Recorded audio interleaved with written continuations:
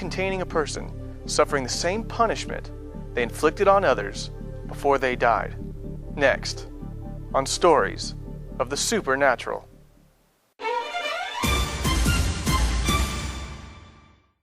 In 1980, I was a rough and ready kind of a guy. I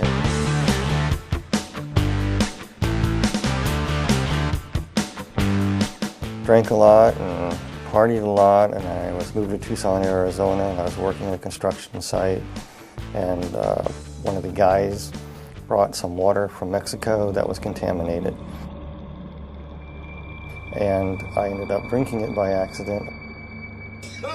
Got real sick, contracted cholera, and within about 72 hours I was flat on my back and basically dehydrated.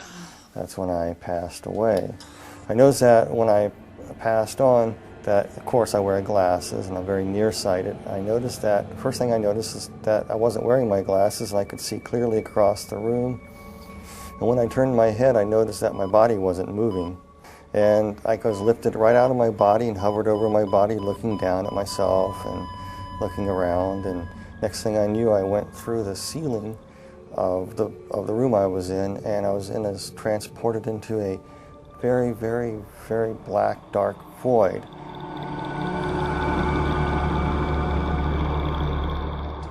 I could hear like somebody speaking to me, like telepathy.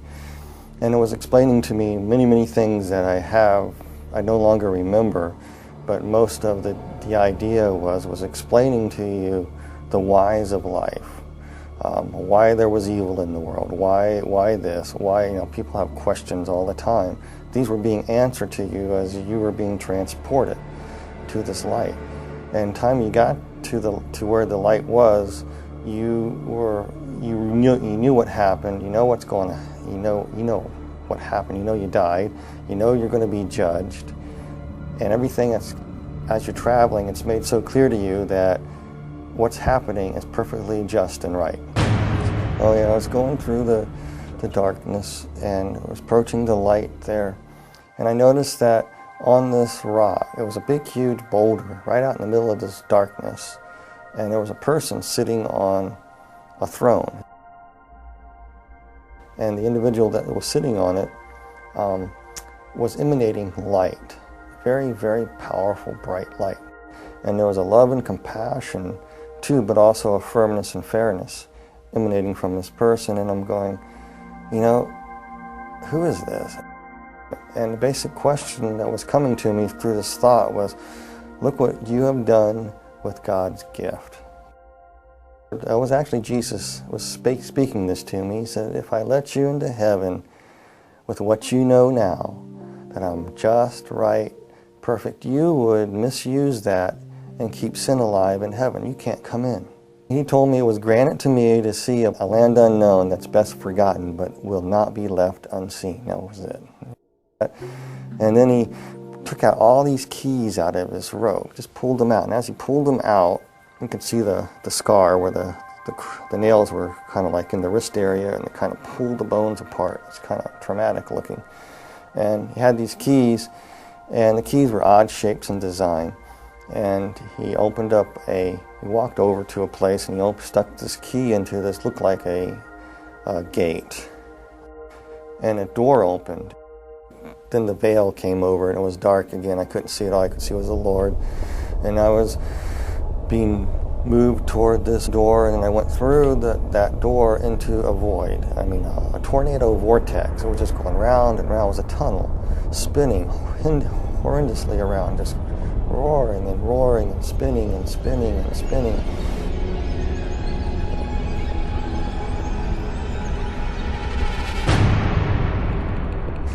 And it smelled horrible. I could hear these screeches and noises and sirens.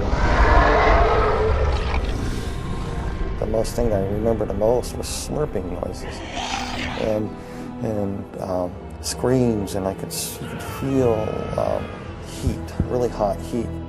The next thing you know, I was falling through the sky. It looked like the sky, and I hit the ground. It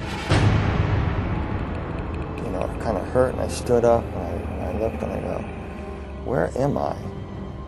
All these people ran out, And some of them looked like people that were dead that I knew, and other people I knew that were not dead. And they come around me, slapping me on the back. I said, they got there awful quick because the house looked far away, but all of a sudden they were there, slapping me on the back, welcoming me there. But something just wasn't quite right with them because they looked weird. They had yellow glints in their eye, and their eyes were almost reptile-like.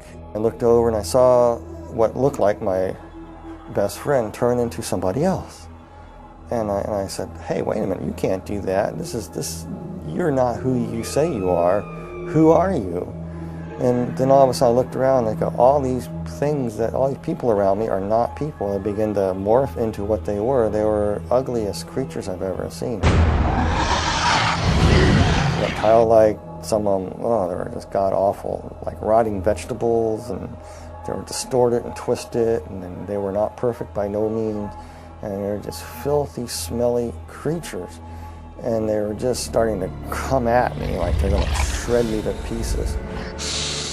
And one tried to grab me right across my chest, and one tried to grab my legs. And while they're trying to tear you to pieces, they backed away, and this one that looked like my best friend earlier, who morphed into different people, came up to me. It was he was about 4'8", looked like a sort of half dinosaur, a reptilian type creature, and it was hissing and spitting at me and was speaking in a language that I didn't know what it was saying at first. It was telling, and it was broken in English. It was telling me to come, follow it, follow it, follow it. So he motioned to me, and we took a few steps, and all of a sudden we were at the end of the horizon. Now, that doesn't make any sense, but we came across to what looked like the end of the horizon. You couldn't go any further, and I couldn't understand what it was. And yet I could look out, and I could see all this vast fields and mountains. And then that creature stuck its hand in this horizon, and he ripped it open like a veil, and he stepped out of it up onto this road, and he telling me to come, motioning me to come. So I did the same. I just went ahead, I got out, and the next thing I knew, I was on a large, wide, dusty, flat road. I just came out of a cell, a cube. It was around 10 by 10 foot square. It could have been 14 by 14. That's what the dimensions were. And there was a cell next to it, and there was a cells above it, kind of set back, concave, so they're going up. And there were 6 of them to the roof of this place. And in the walls are embedded peoples in cells. And he pointed to another cube, and in this cube I was looking at, there were people inside these cubes. Some were vacant, some people waiting for people to arrive like I did. There's this person in there, and I was just looking at them, and then it was showing me another person. Each person that was in their cube was like they were reliving parts of their life all over again, but not in a very pleasant way. It's like a living nightmare. When we return, Brian Melvin is taken deeper into hell, where he sees people in torment. Among them, one of the most notorious murderers in history. Next, on Stories of the Supernatural. Brian Melvin died after being infected with cholera from drinking water. He describes how his soul was separated from his body and taken to hell.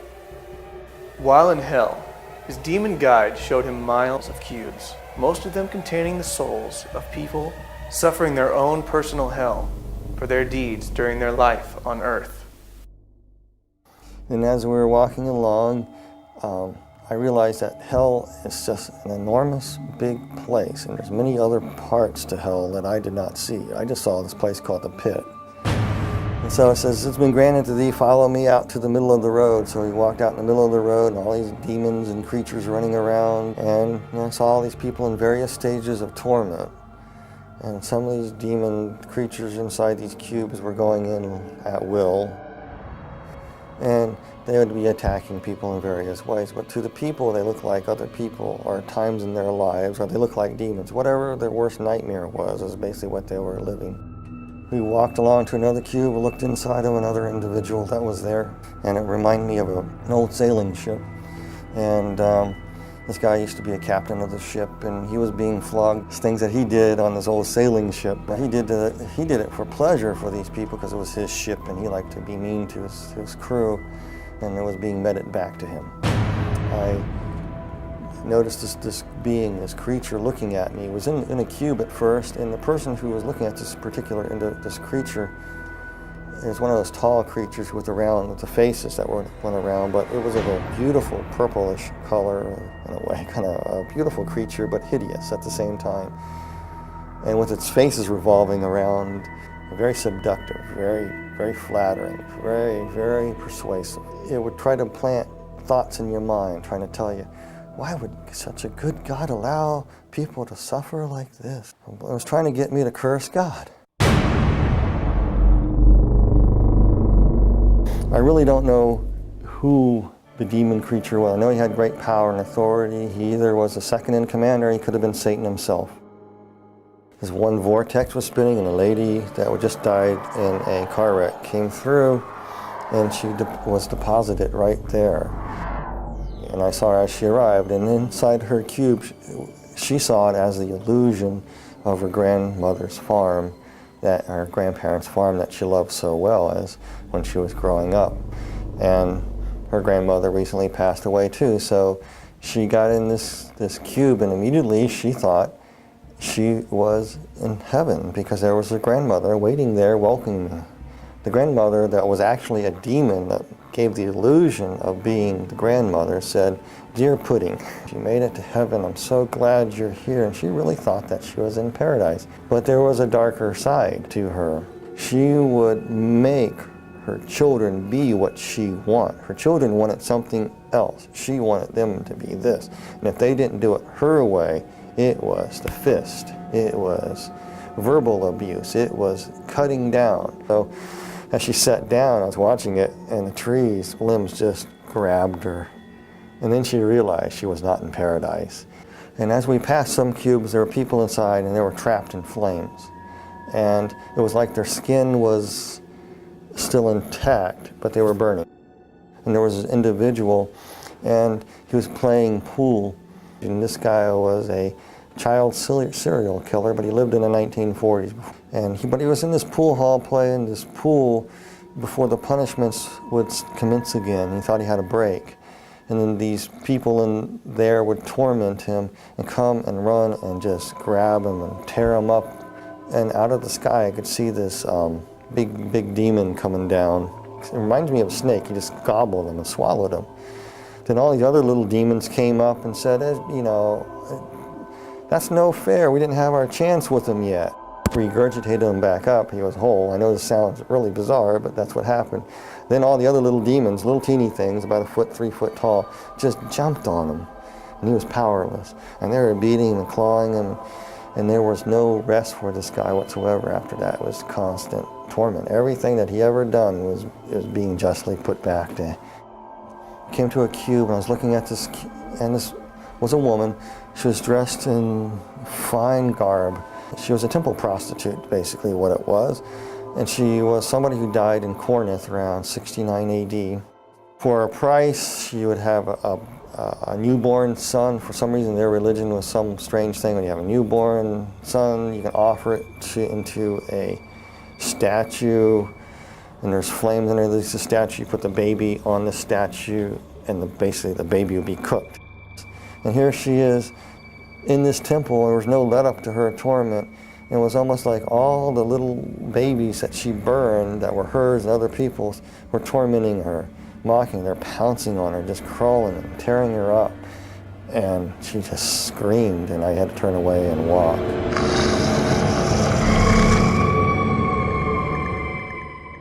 There was an individual that she practiced the black dark craft. She was a witch. I just knew that she was a witch, but she died many hundreds of years ago. But she was trapped in a coffin, scratching, trying to get out. She couldn't get out. She was in that position for years and years and years and years, hundreds of years. And then finally, when she got it open, all the demons would pounce on her. And I walked on to another cube. We looked in this other cube on this row, and there was another lady, and she believed that Mother Earth could save her, and that if she honored the trees and the rocks, and she was into this nature thing, and part of their religious practice that she would practice would be getting out in the fields and dancing around a fire with a bunch of other people doing the same. The people that she thought that she was with were actually demons, and they would come up to her and say, "You did this." They pick up a stone. You say, "The stone will save you here," and they smacked her with it. So she was standing there, and the demons reached down there and reached in her mouth, ripped out her tongue and part of her thing, and says, "You talk bad? Oh, the stones are not going to save you. Nobody can save you." Then they ripped off her, just actually took her skin and just peeled it off. It was really slow and agonizing to shreds. It done nothing to the skeletons. Then they took the bones and broke the bones. And she felt everything. Then her body would come back together. The flesh would come back together. And she'd be whole again. And it would start all over again. A different scene would happen. And some of the cruelest people on earth were in these. You know, some people, I don't like to say names of people or anything like that, but I will, you know, this one particular individual is definitely there, and everybody knows who it is. It's Adolf Hitler. Hitler was sitting in a cube. The cube was open, and it was just burning flames. He's just sitting there burning. And his flesh wasn't burning, and he had this hideous look on his face. And as he was burning, the flesh would be rotting, and he was feeling every bit of it. It was almost like every oven of the gas, of the concentration camps, all the tortures that went on there were being meted back to him in one intense flaming bit of stoked up white hot heat that would rot his flesh away at the same time, make him ashes, come back. He was just being tormented like that. He was just, I remember having this weird look on his eyes. It was just angry, vicious anger. When we return, Brian Melvin tells how for a moment he thought he may be trapped in hell for all eternity. And we were walking in another segment of hell near the back recesses of the wall, another segment of the deep dark pit. And we're coming to this one pit there was one place, and the cube was open, and inside there, this demon was trying to get me to go inside this cube in what looked like a dentist chair. I'm not afraid of dentists at all, but this thing looked like a dentist chair to me, with all these hideous creatures in there trying to say, "This is where you are going. And they want you in this cube here."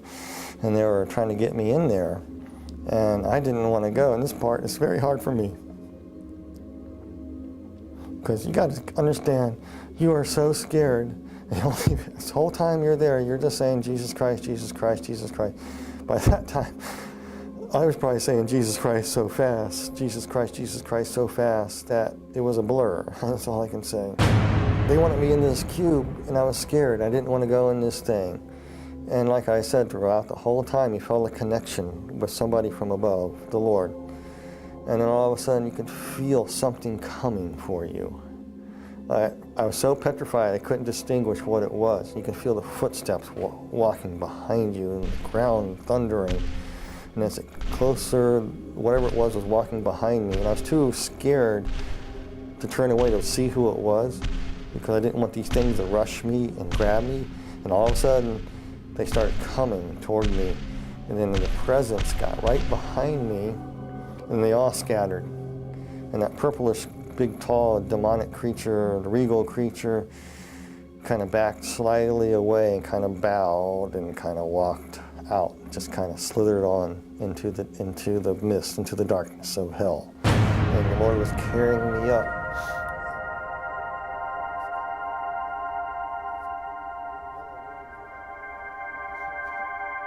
And I knew who it was. It was Jesus. He picked me up. This part I remember though so clearly. He just picked me up in his arms, and I could see where they crucified him. As he's holding me, his bones are pulled apart. He's saying, you pulled apart my bones. And he carried me.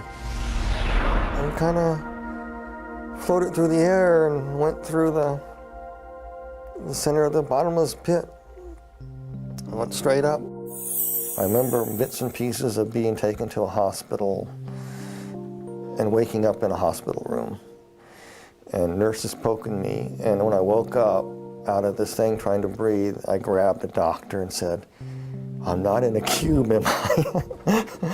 I better not be in a cube. And the doctor says, no, you're in a hospital. And from it, I was no longer an atheist.